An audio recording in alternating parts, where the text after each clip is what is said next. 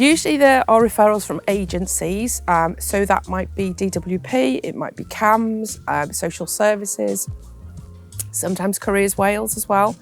But we also take referrals from parents or from young people themselves. Sometimes anxiety plays a big factor. Sometimes it's surrounding mental health or physical disabilities. A lot of young people just come to us because they leave school at year 11 and they just feel a bit lost.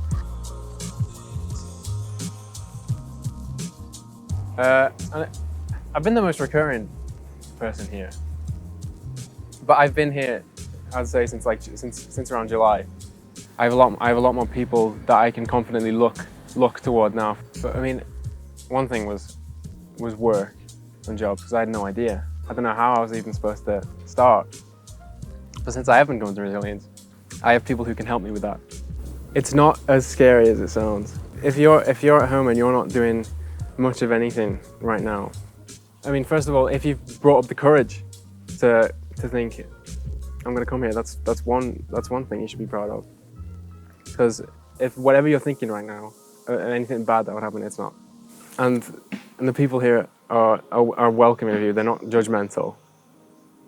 They're not going to make you feel worse. They know what you've been through. They know how to speak to you.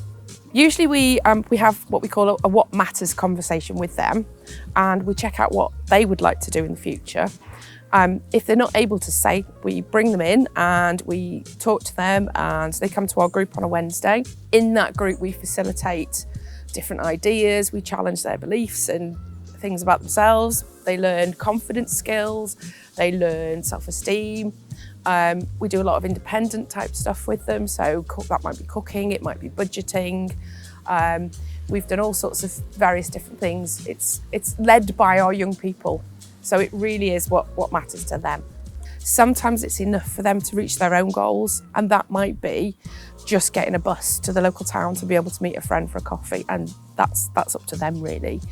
So really what would happen is we have our young people for a year, and during that time we'll work on their confidence and build them up, and then we will say to them, what are your goals? What would you like to get out of this? And then at the end of the year, hopefully we will know what they want and we can help guide them that way.